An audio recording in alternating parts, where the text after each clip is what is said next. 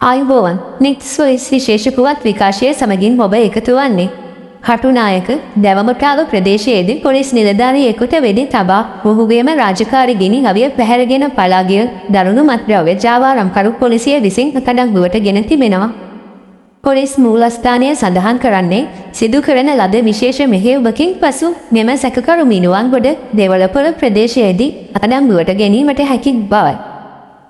එනම් ජූලි 15 වැනිදා පස්වරුවේ කටුනායක ප්‍රදේශයේදී මත්ද්‍රව්‍ය ජාවාරම්කරුවෙකු මෙම සැකකරු යතුරුපැදියකින් ගමන් කරමින් සිටියේදී පොලිස් නිලධාරීන් දෙදෙනෙකු විසින් රුගුබැඳ ගොස් සාර්ථකව අත්අඩංගුවට ගෙන තිබුණා.